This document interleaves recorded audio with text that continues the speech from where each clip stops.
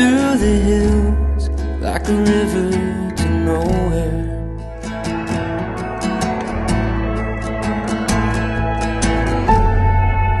Doing my best, looking for rest, for a marathon mind.